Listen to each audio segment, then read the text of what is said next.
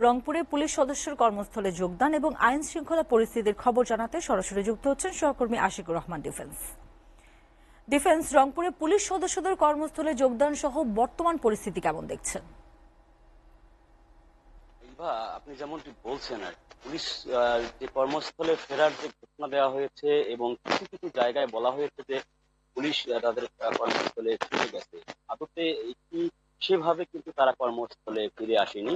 শুধুমাত্র আমরা যেটি দেখেছি আজকে ধরে, এবং আমি এই মুহূর্তে যে থানায় অবস্থান করছি রংপুর মহানগরের কোতোয়ালি থানা, এখানে আসার পর যে দৃশ্যটি দেখেছি শুধুমাত্র একজন ডিউটি অফিসার এখানে বসে আছেন এবং তিনি সাদা পোশাকেই বসে আছেন এবং এখানে পোশাকধারী কোনো পুলিশ সদস্যকে দেখা যায়নি।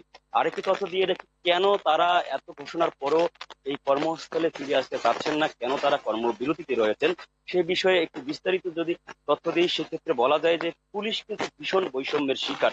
চলমান যে সহিংস ঘটনাগুলো ঘটেছে, যতগুলো পুলিশ সদস্য মারা গেছেন তারা কিন্তু সব জুনিয়র অফিসার থেকে শুরু করে কনস্টেবল পর্যায়ের, সেখানে কিন্তু সিনিয়র অফিসার অর্থাৎ অফিসার ইনচার্জ বা পুলিশ পরিদর্শকের উপরে এএসপি, এডিশনাল এসপি, এসপি লেভেলের কিন্তু কেউ হতাহত হননি।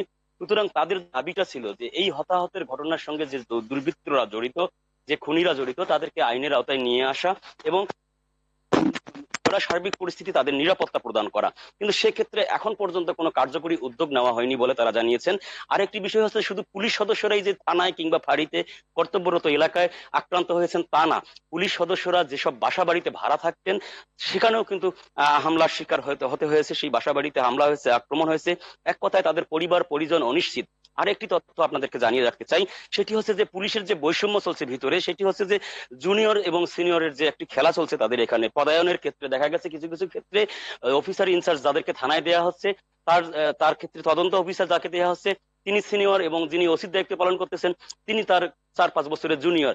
এসব ক্ষেত্রে দুর্নীতি, তাদের রেশনে দুর্নীতি, তারপরে নিরাপত্তার ক্ষেত্রে অবহেলা, তাদের সার্বিক ব্যবস্থার সমস্ত দায়ভার যদি কোনো প্রতিষ্ঠানকে নিতে হয় তাহলে সেটি হচ্ছে যে সব জুনিয়র অফিসারদের নিতে হয়, কনস্টেবলদের নিতে হয়। সেক্ষেত্রে সিনিয়ররা থাকে একদম দায় দায়িত্বের উপরে, একদম বাহিরে।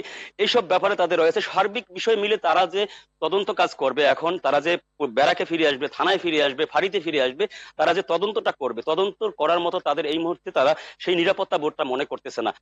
এমনি আনুষ্ঠানিকভাবে শুধুমাত্র থানাগুলো খুলে রাখা হয়েছে এবং ডিউটি অফিসার বিভিন্ন অভিযোগ গ্রহণ করছেন এবং ওই অভিযোগ গ্রহণ করছেন, কিন্তু কার্যত কিন্তু কোনো ব্যাপারে লিগাল অ্যাকশনে যেতে পারছেন না। কোনো আসামি ধরার মতো তাদের এই মুহূর্তে সম্ভাবনা নেই, তারা যেতে পারছেন না নিরাপত্তার কারণে, কিংবা কোনো অভিযান অপারেশন পরিচালনা করার মতো তাদের এই মুহূর্তে কোনো সাহস কুলোচ্ছে না নিরাপত্তার কারণে। আমরা দেখেছি বারবার যে সেনাবাহিনী প্রহরার মধ্যেও কিন্তু পুলিশ আক্রান্ত হচ্ছে, হামলার শিকার হচ্ছে।